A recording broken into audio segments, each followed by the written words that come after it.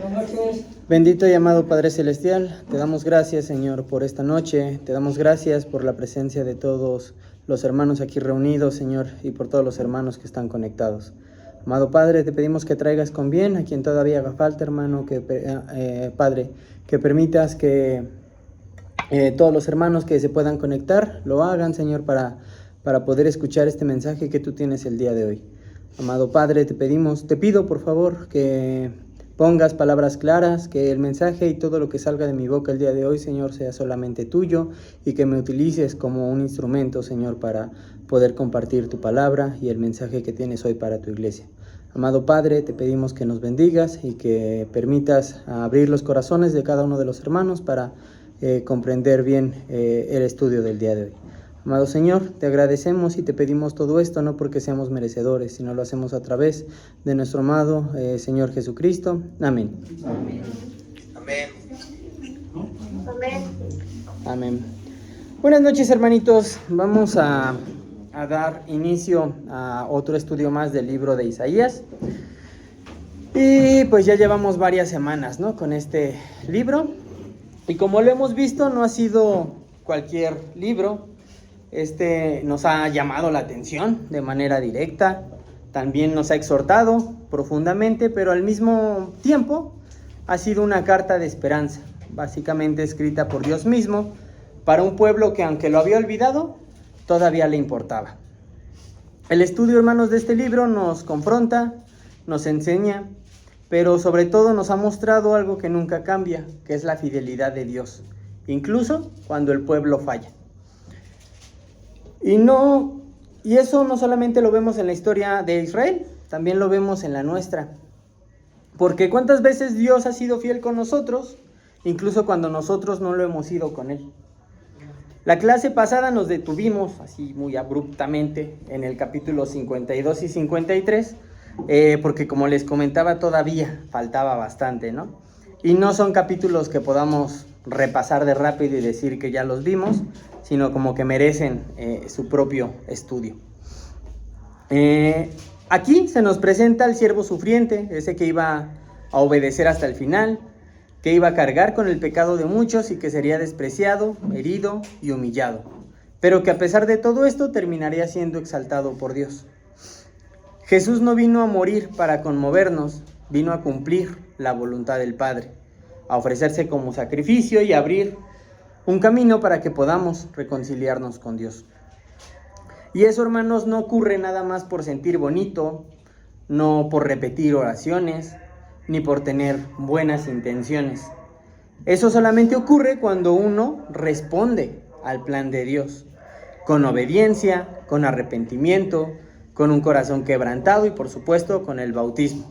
Porque así es como uno entra verdaderamente con Cristo, como lo enseña la palabra.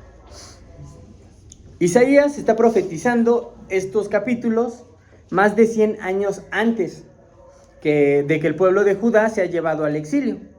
En el momento en que se escribe todavía estaba en Jerusalén, el templo seguía en pie y la mayoría del pueblo seguía viviendo como si nada pasara.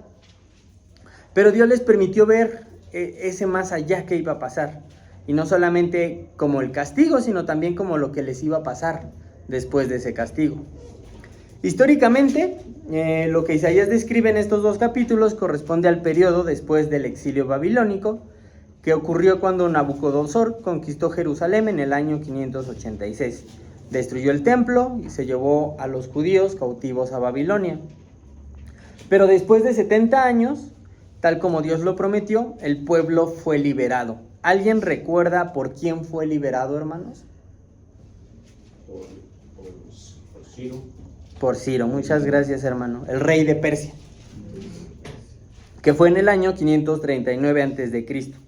Conquistó Babilonia y al poco tiempo permitió que los judíos regresaran a su tierra, como ya lo habíamos estudiado anteriormente. Isaías aquí le está hablando al pueblo como si ya hubieran pasado por todo eso, como si ya hubieran llorado, como si ya hubieran sido humillados, como si ya hubieran aprendido por las malas, y ahora les está diciendo, ya los rescaté, ahora vivan como mi pueblo. Y aquí Dios ya no los está llamando a arrepentirse por primera vez, sino que los está llamando a vivir una vida transformada después de haber sido restaurados. Y esa es una palabra que también nos habla hoy, porque muchos de nosotros ya hemos pasado por ese exilio del pecado, ya hemos sido rescatados por Cristo, y ahora el llamado no solamente es a creer cosas lindas, sino a vivirlo en serio. Así que hoy no se trata nada más de entender qué es lo que pasó, sino que se trata de vivir como un pueblo restaurado y como alguien que ha sido alcanzado por la misericordia de Dios y que ahora tiene que reflejar eso con su vida. Entonces, si el llamado ya no es volver, sino a vivir como un pueblo restaurado, ¿cómo se ve eso en la práctica, hermanos? ¿Cómo vive un pueblo restaurado, les pregunto? Pues ya en obediencia. En obediencia a Dios. Cambiado. Pueblo cambiado. Ok. Arrepentido. Manito Roberto. Yo creo que invita a la reflexión, hermano, el haber estado en cautiverio y reflexionar sobre el amor de Dios. ¿Qué reflexión? Usted mismo lo dijo por su fidelidad, que el Señor siempre es amoroso y es compasivo. Ok, gracias, hermano. Pues bueno, hermanos, vamos a comenzar precisamente a ver cómo debe de vivir ese pueblo ya. Vamos a dar inicio en Isaías 52, versículos del 1 al 2. Hermano Isidro, ¿nos puede apoyar, por favor, a darle lectura a estos dos versículos? Del 1 al 2. 52 del 1 al 2, hermano. Sí, dice la palabra de Dios. Despierta, despierta, vístete de poder, oh Sion. Vístete tu ropa hermosa, oh Jerusalén, ciudad santa, porque nunca más vendrá a ti incircuncisión ni un mundo. Sacúdete del polvo, levántate y siéntate, Jerusalén.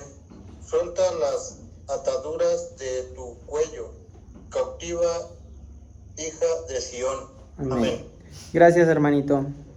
Lo que acabamos de escuchar, hermanos, no es una invitación tranquila. Es como un llamado urgente de parte de Dios.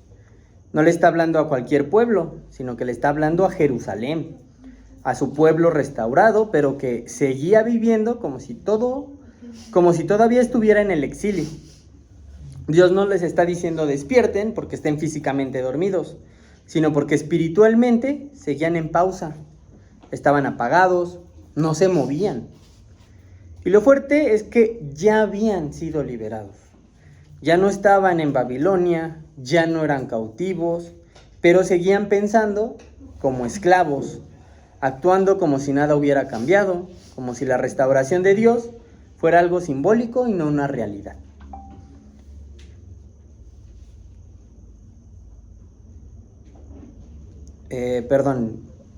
Y si somos honestos, a muchos nos ha pasado lo mismo. Dios ya nos perdonó, ya nos limpió, ya nos trajo de regreso, pero en lugar de vivir con gozo, con firmeza y con convicción, lo que seguimos es arrastrando pensamientos de derrota, de culpa o de indignidad. Y no porque Dios no haya hecho su parte, sino porque a veces nosotros no hemos creído con todo el corazón que de verdad fuimos restaurados. Por eso el llamado de Dios no es a quedarnos ahí tirados, sino a levantarnos y vivir como lo que ya somos, su pueblo. Hermanitos que están en línea, ¿sí se escucha bien? Sí, hermano, ¿sí te escucha? Sí. Ok, gracias, hermanos. Básicamente Dios nos está diciendo, ya no vivas como alguien destruido, ya no te veas a ti mismo como alguien olvidado, yo ya te rescaté, ahora te toca a ti vivir como rescatado. Y eso es lo que nos dice, pero ¿le hacemos caso?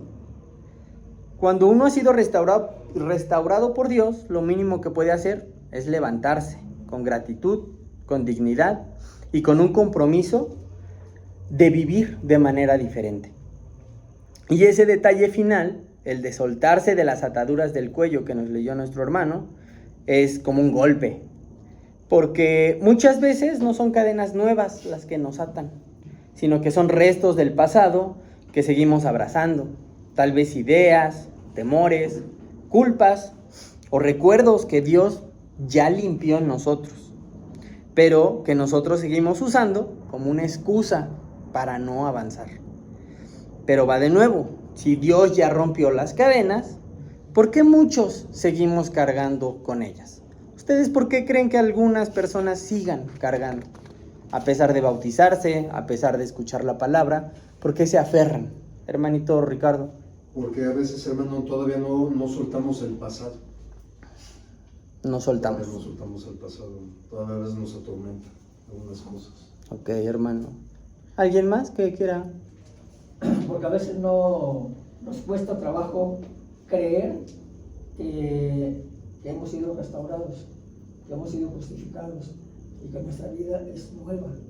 Nos cuesta trabajo y como estamos demasiado impregnados del viejo yo, a veces nos negamos a soltarlo. Pero no es porque la persona por su propia cuenta pueda hacerlo, porque no se suelta ni deja que el Espíritu Santo actúe dentro de ella para que pueda hacer las cosas, porque mientras la persona lucha por hacerlo por sus propias fuerzas, nunca lo va a poder hacer. Exacto. También podría ser porque no hay un arrepentimiento genuino.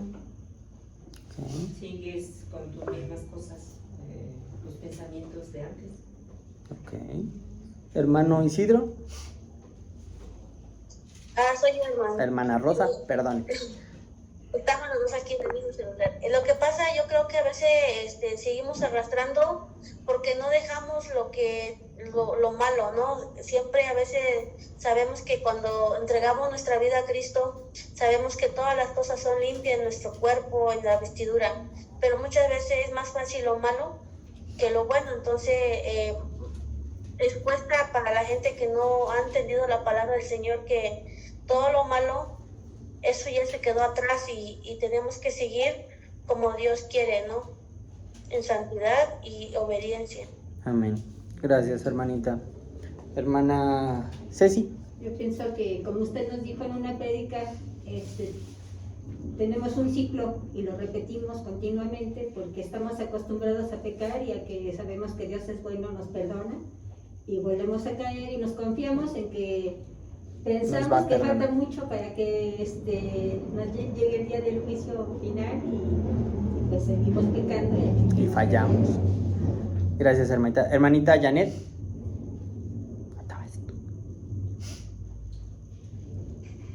Gracias, hermano. Pues ya coincido con lo que han dicho los hermanos. Por una parte, el arrastrar las cadenas es... no nos perdonamos a nosotros mismos a pesar de que el Señor ya nos ha perdonado y que seguimos pensando que no somos merecedores, cuando nadie es merecedor, todo es por la gracia del Señor. Y por otro lado, como también lo mencionan los hermanos, muchas veces nos confiamos, ¿no? El cristiano, después de ser obviamente bautizado y perdonado, va a seguir pecando y a veces pueden ser repetidos esos pecados de los que se cometieron antes de.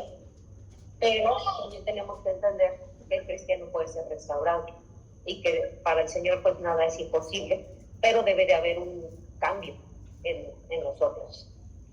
Gracias, hermano. Gracias, hermanita. Como decía nuestra hermanita y hermano, un arrepentimiento. Lili. Tal vez posiblemente no hemos aceptado ser parte del pueblo de Dios. En el corazón.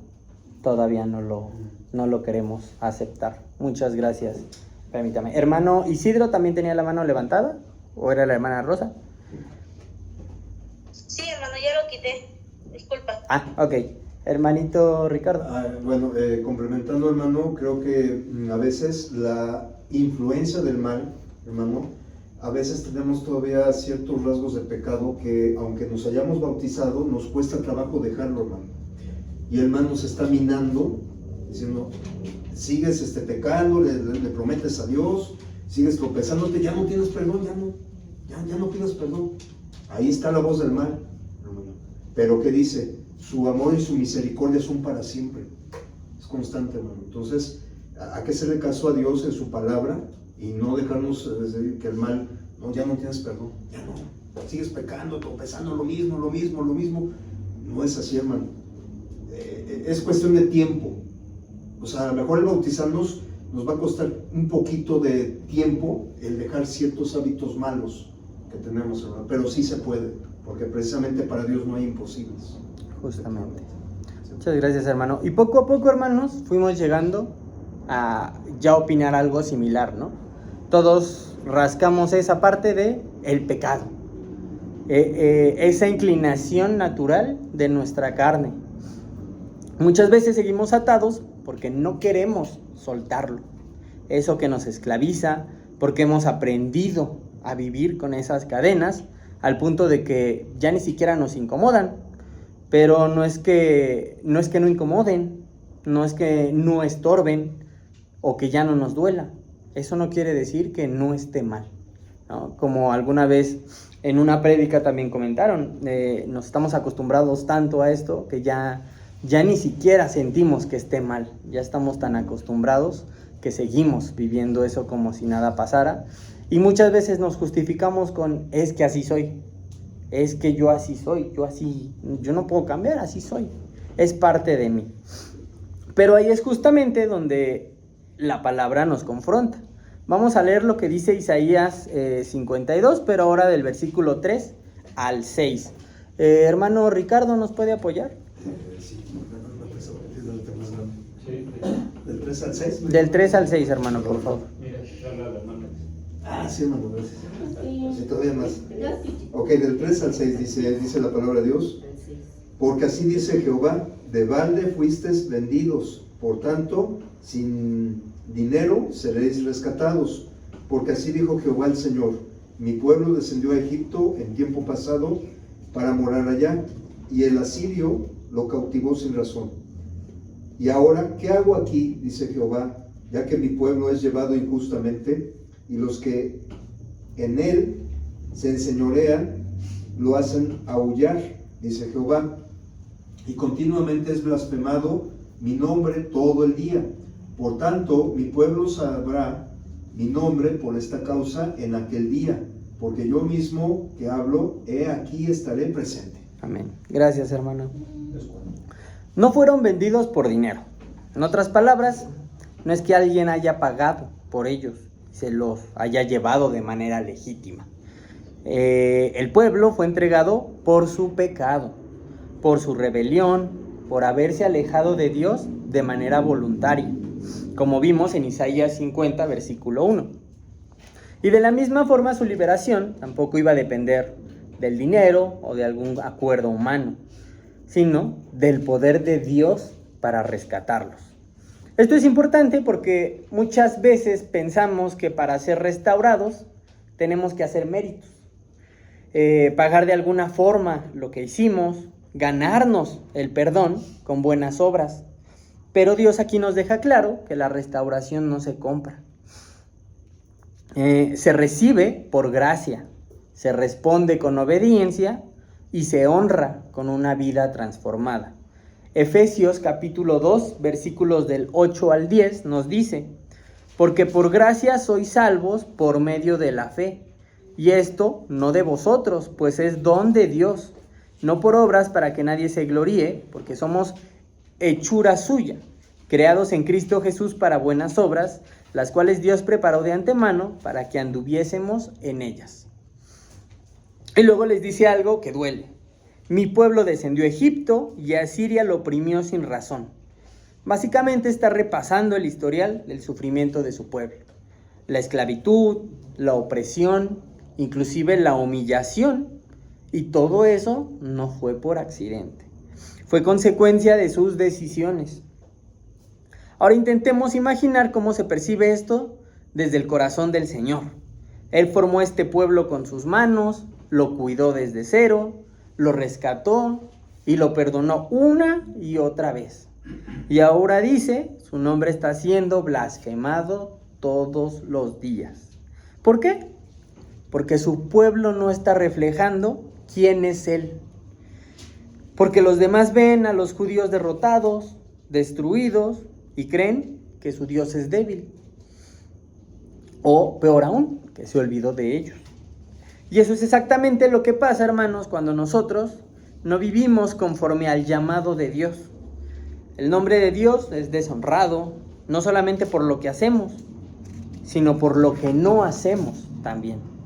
Romanos capítulo 2, versículos 23 y 24, nos dice, ¿tú te jactas de la ley? ¿Con infracción de la ley deshonras a Dios? Porque como está escrito, el nombre de Dios es blasfemado entre los gentiles por causa de vosotros. Pero en medio de todo ese dolor, hay una promesa que cierra este pasaje con fuerza. Mi pueblo sabrá mi nombre y sabrá que yo soy el que dice, aquí estoy. Porque Dios no se ha retirado, no ha abandonado su plan. Él está presente, está hablando, pero sobre todo está actuando. Y quiere que su pueblo lo reconozca, no como una idea lejana, sino como una presencia real que transforma vidas. Para el pueblo en ese momento estas palabras eran un recordatorio de que aunque habían pasado por ese exilio, aunque su historia estaba llena de fracaso y de desobediencia, Dios seguía ahí. No como un juez implacable, sino como un padre que extiende su mano y les dice, aquí estoy. No los había olvidado, no los había desechado y todavía tenía propósitos para ellos. Y para nosotros hoy, estas promesas también se mantienen en pie.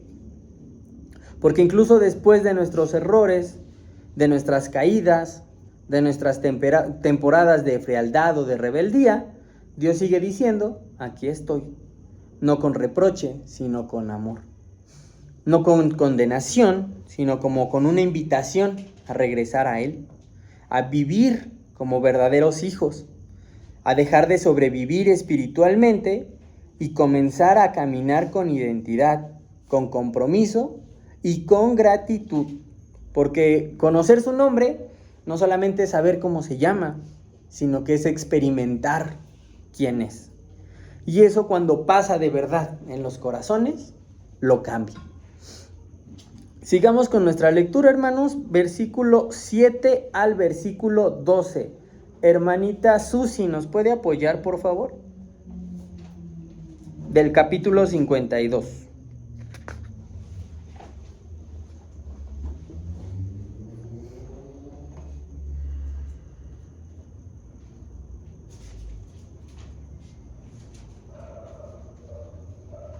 Manita Susi.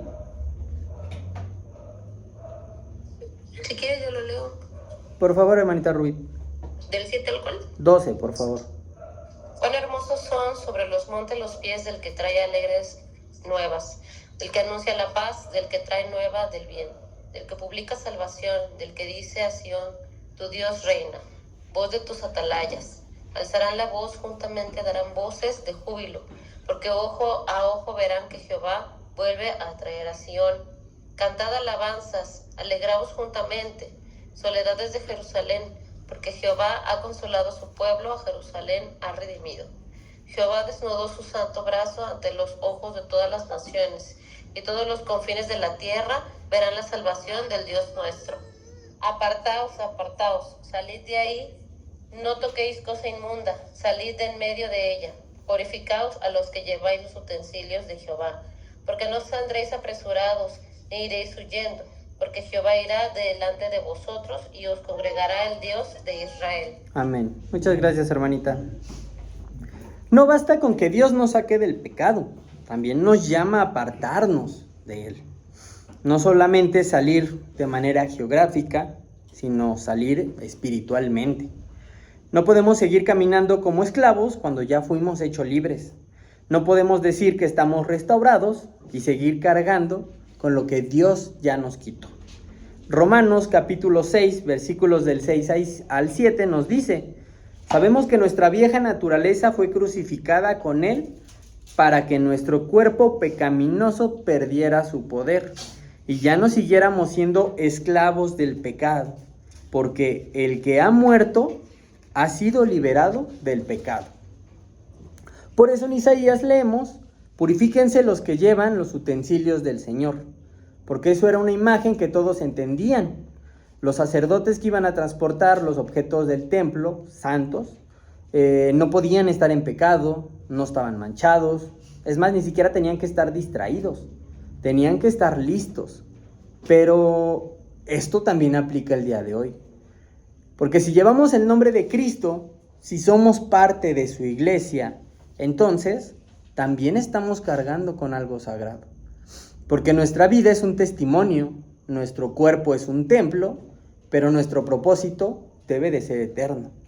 Primera de Pedro, capítulo 2, versículo 9 nos dice: pero ustedes son linaje escogido, real sacerdocio, nación santa, pueblo adquirido por Dios, para que enuncien las virtudes de aquel que los llamó de las tinieblas a su luz admirable.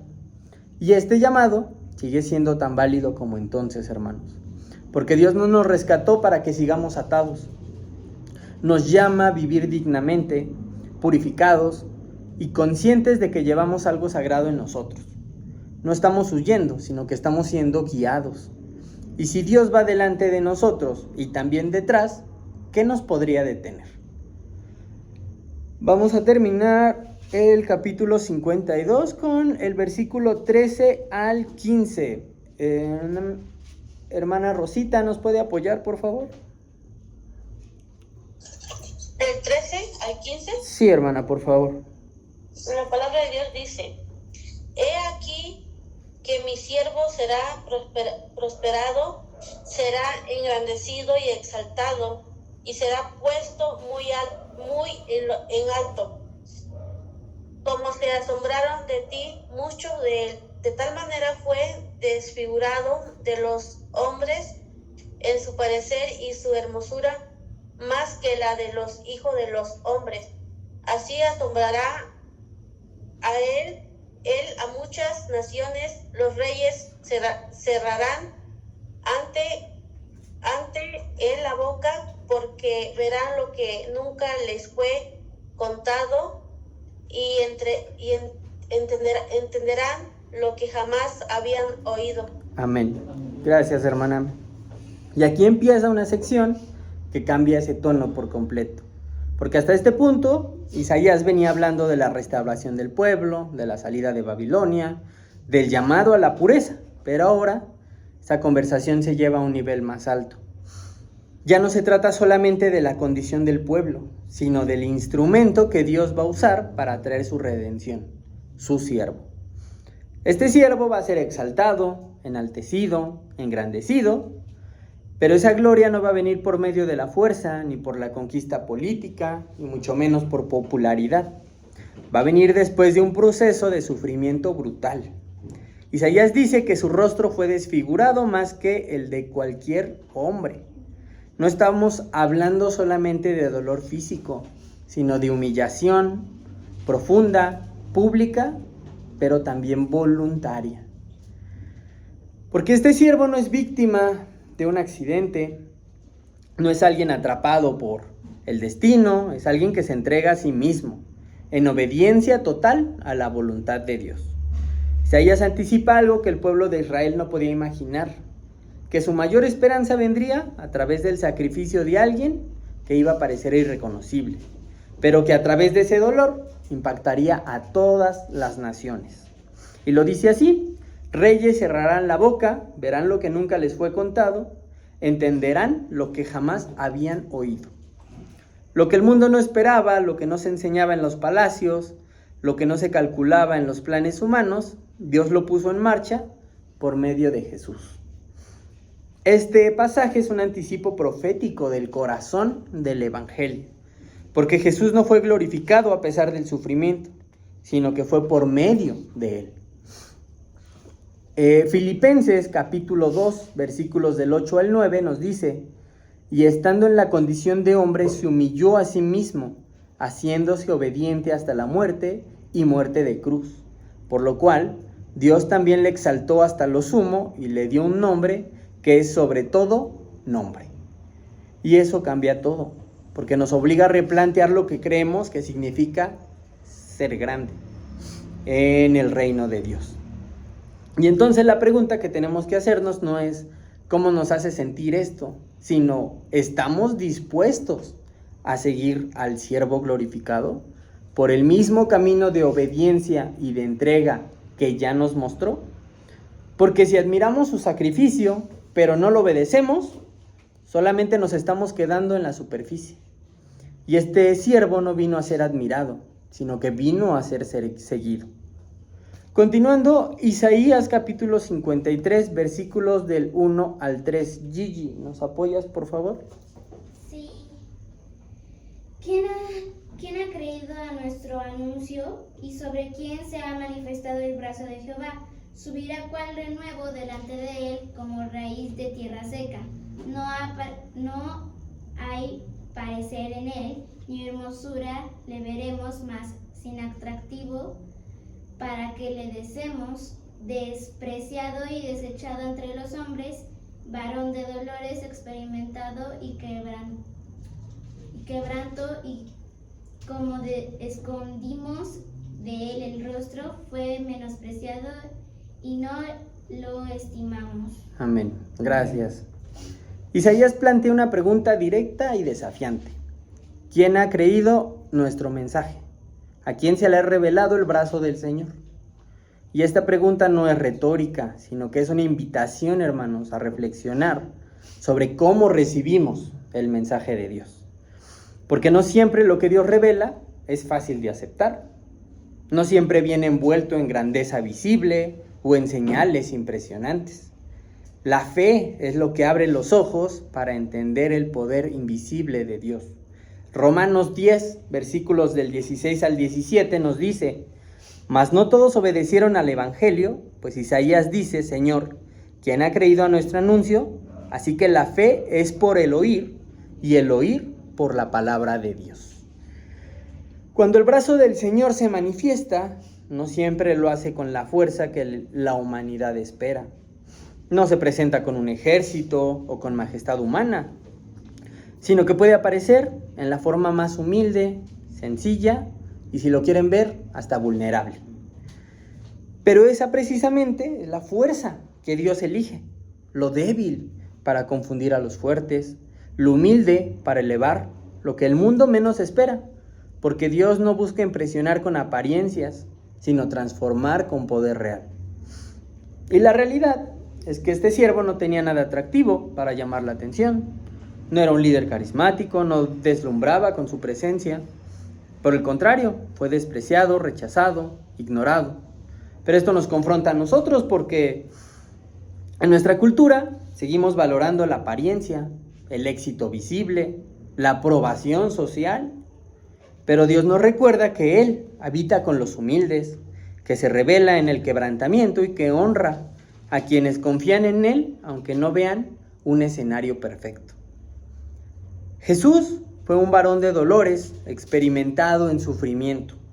Alguien que no solamente entendió el dolor desde lejos, sino que lo vivió en carne propia.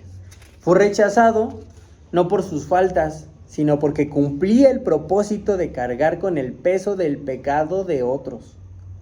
Fue un sacrificio voluntario, un acto de amor supremo y de obediencia al Padre. No buscó evitar ese sufrimiento ni el rechazo, sino enfrentarlo por el bien de muchos. Ahora la pregunta que Isaías nos deja no es sobre emociones pasajeras ni experiencias personales, sino sobre nuestra disposición. ¿Estamos dispuestos a aceptar a Jesús tal como es, con humildad, con su sacrificio, o solamente lo valoramos cuando encaja con nuestras expectativas y con nuestros deseos? Porque seguir a Jesús implica no solamente admirar su entrega, sino vivir bajo la misma obediencia y bajo esa misma entrega que Él nos mostró. Implica aceptar que la verdadera grandeza en el reino de Dios no se mide por éxito o apariencia, sino por fidelidad, por humildad y por amor hasta el final. Ahora, si Él fue despreciado y rechazado, ¿qué nos dice eso, hermanos, para nuestra vida hoy? Les pregunto. Que nosotros también vamos a ser rechazados y despreciados, y todo muchas veces empieza desde la misma familia. Ok, hermano. ¿Alguien más que quiera opinar? ¿Cuál es la pregunta? ¿Qué nos dice que si Jesús fue despreciado y rechazado, qué nos dice a nosotros para nuestra vida? Efectivamente, como dice mi hermano, vendrán como tipos de persecuciones, en el sentido de que seremos vituperados, seremos burlados, seremos rechazados. Primeramente por la familia, hermano, que yo tengo experiencia tratando de predicarles el Evangelio, pues que dicen, tú tu religión y yo la mía, yo te respeto, tú respeta, ¿no? Y obviamente hay que hacerlo con mansedumbre, hermano, siempre como decía el apóstol Pablo, a mí no me interesa lo demás, sino anunciar a Cristo y a crucificado, o sea, el Evangelio. Okay. Gracias, hermanos. También en los mismos creyentes, ¿no? Muchas veces no piensan o te pueden decir, no, pues, ¿cómo esta persona va a ser así? No, esos sentimientos ni los tiene, lo hace nada más por X cosa. No puede, es uno rechazado, pues, a veces, porque tú quieres a lo mejor sí llevar bien, obedecer bien al Señor, comportarte como Él nos manda, como Él quiere, pero ellos mismos no te van a creer, o sea, te dicen, no, es hipocresía, o es esto, es el otro. ¿Quién te lo cree? ¿Eh? ¿Quién te lo cree? Ajá, ¿quién lo cree? O pasa que la diferencia de opiniones también. Tuvimos una experiencia, no sé si recuerdas, de una hermana que nos vio trabajando dentro de la iglesia y le dijimos, ¿por qué no viene con nosotros para nada? No, ustedes viven por fe. Así nos dijo, ustedes viven por fe. De esa manera. Pues, es donde muchas veces dentro del mismo entorno es rechazado. Claro. Muchas gracias, hermanos. Y pues sí, la verdad es que cuando seguimos ese camino de obediencia y de entrega a Dios, pero cuando de verdad lo seguimos, no es raro que nos enfrentemos a ese rechazo. No es algo nuevo y mucho menos tendría que ser sorprendente para nosotros. Porque Jesús mismo nos advirtió que sus seguidores serían maltratados y despreciados por causa de la verdad. El Evangelio de Juan, capítulo 15, versículos del 18 al 20. Hermano Vicente, ¿nos apoya, por favor?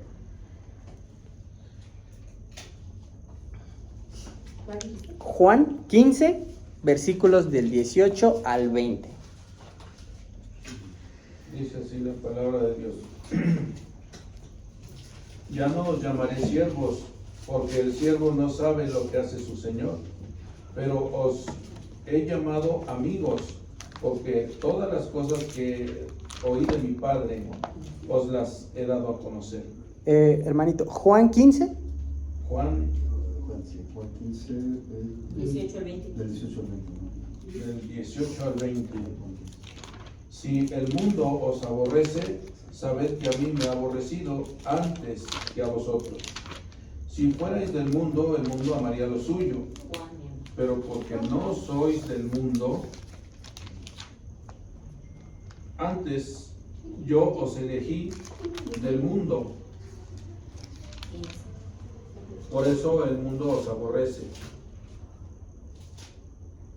Acordaos de las palabras que os he hablado, que os he dicho. El siervo no es mayor que su señor. Si a mí me han perseguido, a vosotros también os perseguirán. Y si han guardado mi palabra, también guardarán la vuestra. Amén. Gracias, hermano. A veces nos critican, nos hablan mal o nos excluyen simplemente por vivir conforme a lo que la palabra nos enseña, por defender la verdad, por mantenernos firmes en nuestras convicciones, por no ceder a esas presiones del mundo. Y eso duele, hermanos, pero no vamos a negarlo. Esto es parte del camino, porque vivir en santidad y en fidelidad no es cómodo, ni mucho menos es popular. Cuando la gente habla mal de nosotros, no significa que estemos equivocados, ni que Dios nos haya abandonado. Al contrario, es una señal de que estamos caminando por la senda correcta. Cuando sufrimos por causa de hacer el bien, somos bendecidos y somos partícipes del sufrimiento de Cristo. Y más importante aún, ese rechazo no define nuestro valor ni nuestra identidad, porque nuestra verdadera identidad está en Cristo. El siervo exaltado que fue despreciado para que nosotros pudiéramos ser aceptados ante Dios.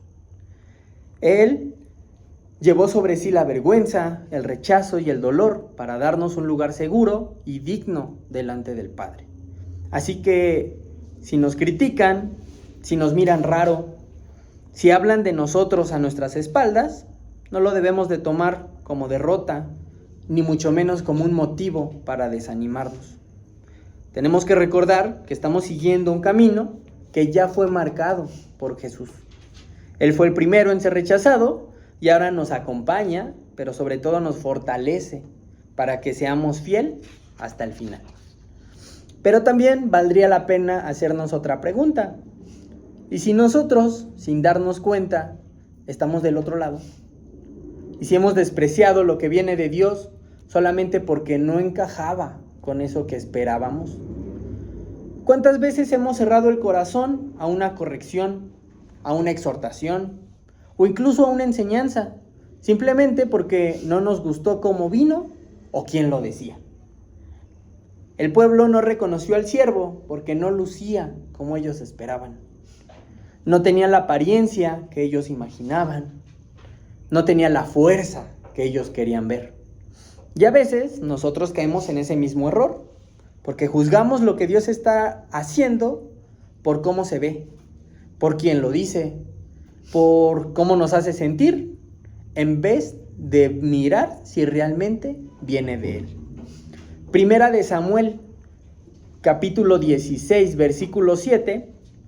Y Jehová respondió a Samuel: no mires a su parecer, ni a lo grande de su estatura, porque yo lo desecho. Porque Jehová no mira lo que mira el hombre, pues el hombre mira lo que está delante de sus ojos, pero Jehová mira el corazón. Primera de Samuel, capítulo 16, versículo 7.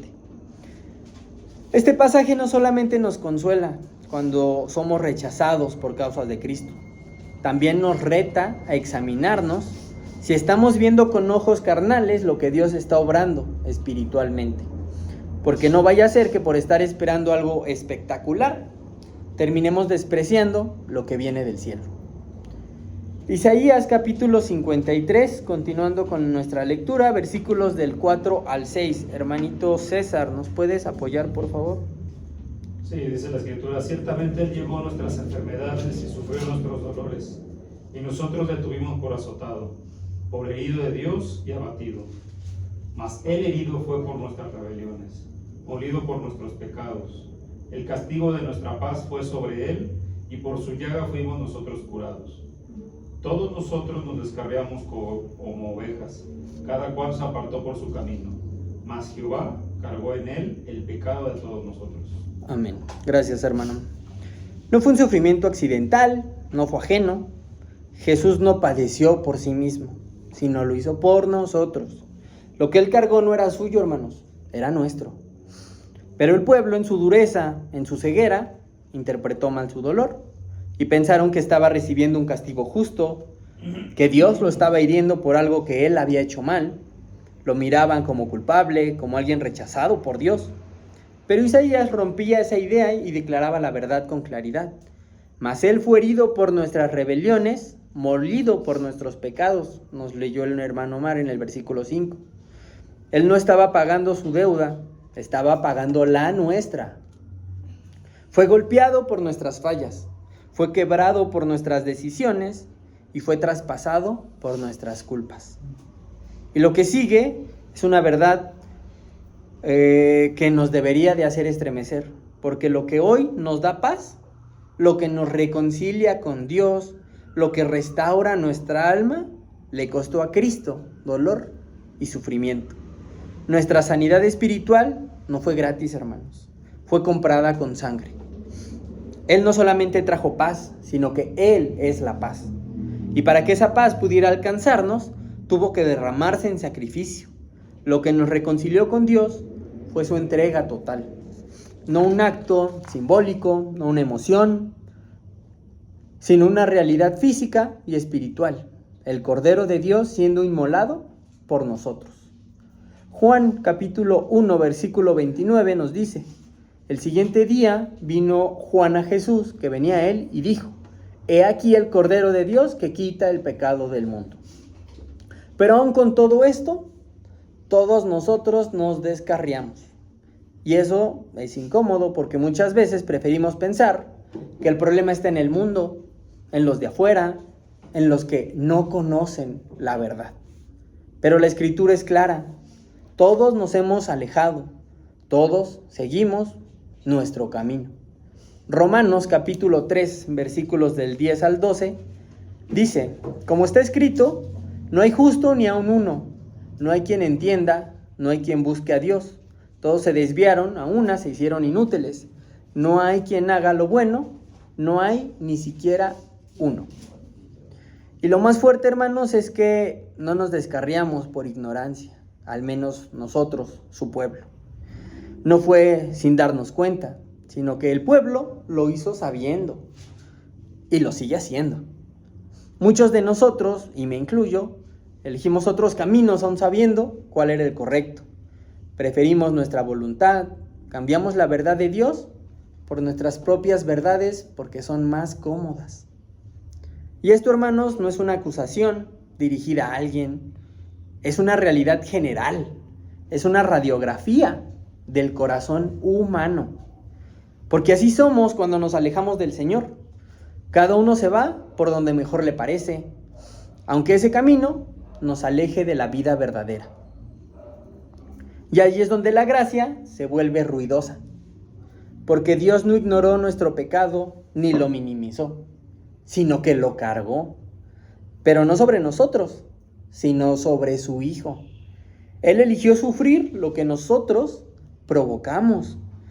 Él lo hizo por amor. Eso es lo que ocurrió en esa cruz. El intercambio más injusto y al mismo tiempo más justo de la historia. El inocente fue tratado como culpable para que los culpables fuéramos tratados como inocentes. No fue un accidente, no fue un error, no fue un malentendido. Fue un acto voluntario de amor, nos dice Juan capítulo 10, versículo 18. Ese sacrificio fue decisión, fue entrega, pero sobre todo fue obediencia total. Y por eso este pasaje no necesita adornos, no necesita explicación. Lo único que necesita, hermanos, es ser creído. Porque Él no murió para que sepamos la historia, murió para que vivamos transformados por esa historia. Entonces déjenme preguntarles, sin intención de que me respondan, ¿estamos viviendo con la conciencia diaria de que lo que costó nuestra salvación o ya nos acostumbramos a ella? Hebreos capítulo 2 versículo 3 nos lanza esta pregunta que es bastante dura. ¿Cómo escaparemos nosotros si descuidamos una salvación tan grande? El sacrificio de Jesús no puede quedarse como un dato o como un recuerdo. Debe de convertirse en la razón por la que vivimos, la razón por la que decidimos, la razón por la que servimos, la razón por la que hablamos, por la que renunciamos y la razón por la que seguimos adelante. Este es el momento para agradecer, sí, pero también para preguntarnos con honestidad. ¿Estoy honrando con mi vida lo que Jesús hizo con la suya? Isaías capítulo 53, versículos 7 y 9. Hermanita Sofi, ¿nos puede apoyar?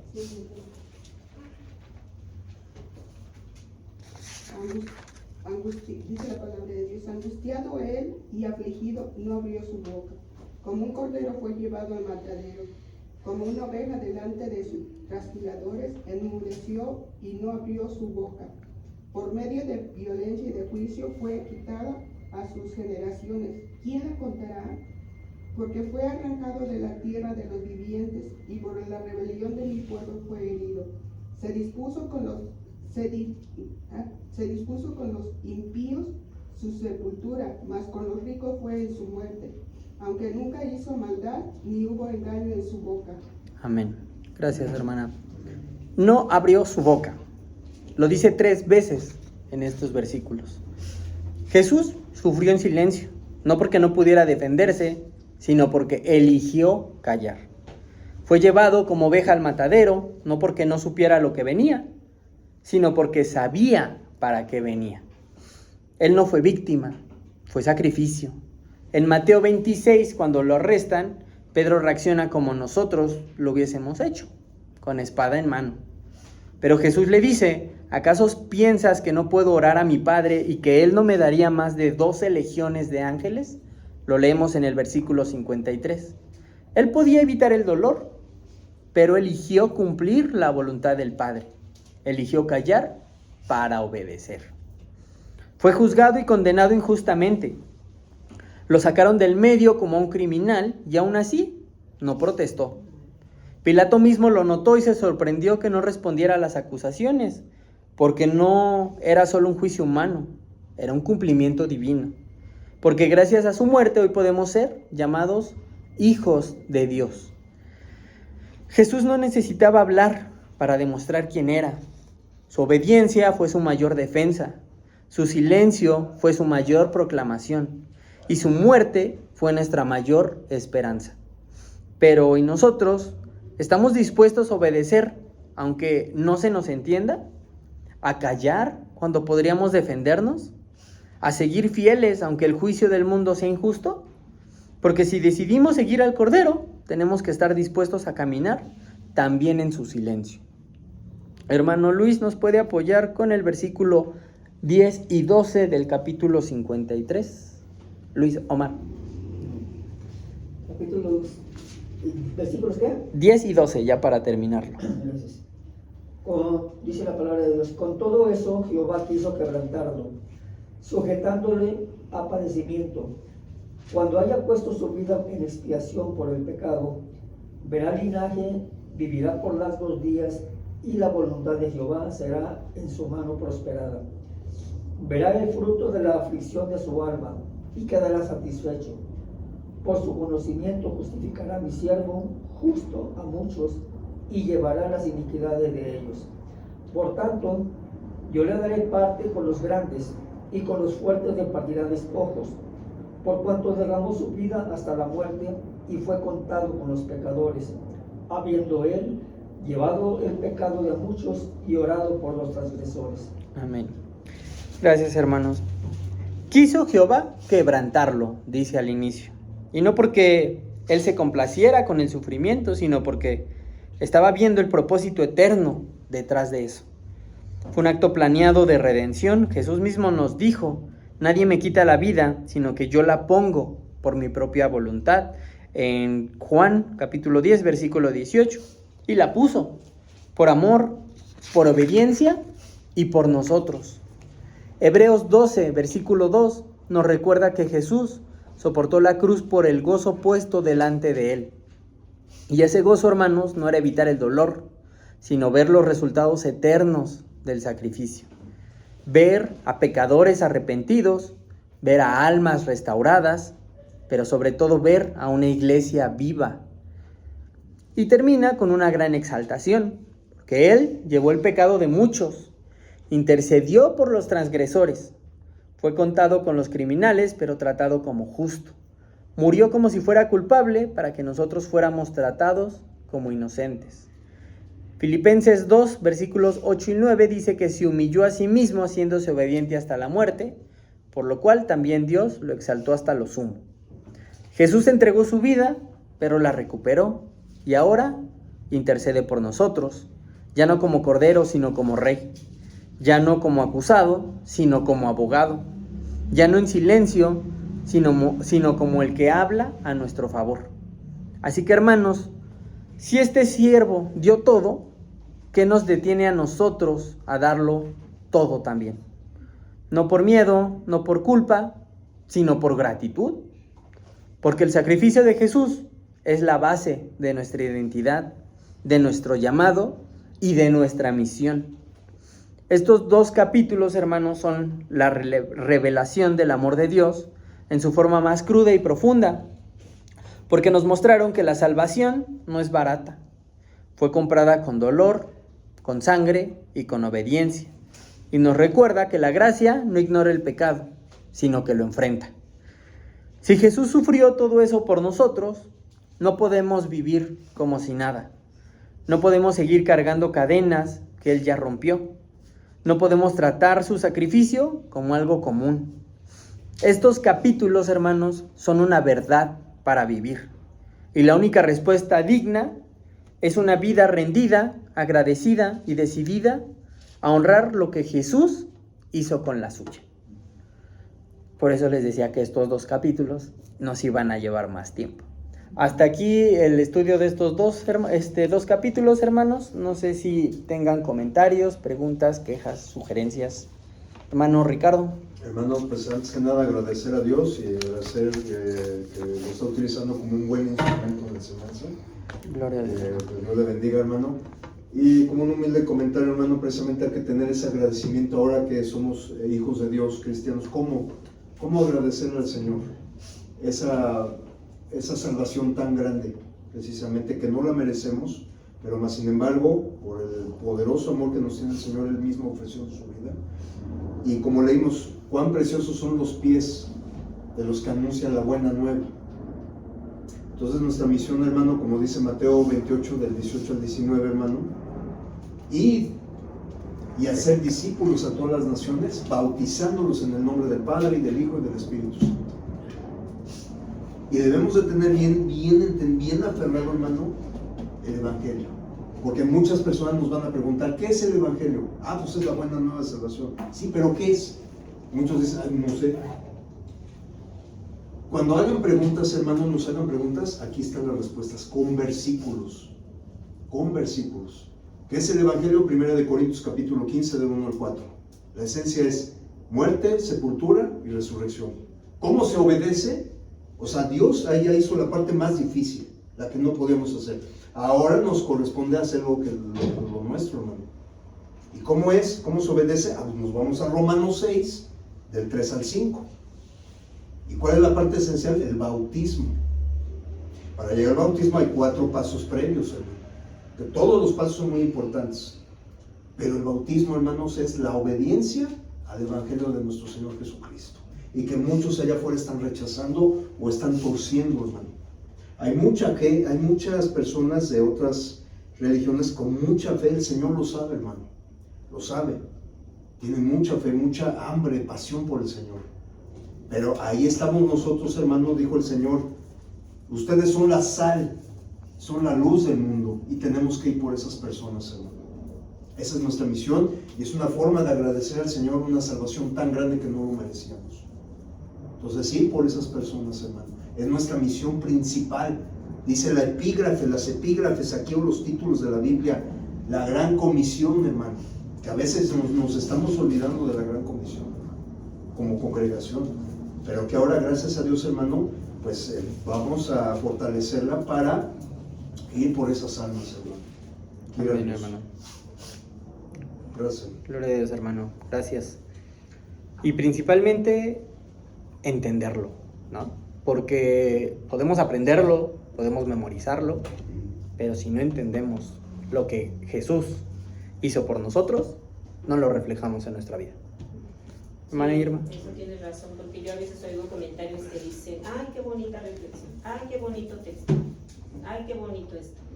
Pero realmente entendemos lo que dice ese texto, qué quiere decir. Isaías 53 es el pasaje clave del Nuevo Testamento, donde se nos está hablando precisamente del dolor que sufrió, lo que sufrió nuestro Señor Jesucristo y la condición de nosotros como pecadores. ¿Y lo entendemos? A veces seguimos igual, o sea, a veces seguimos, qué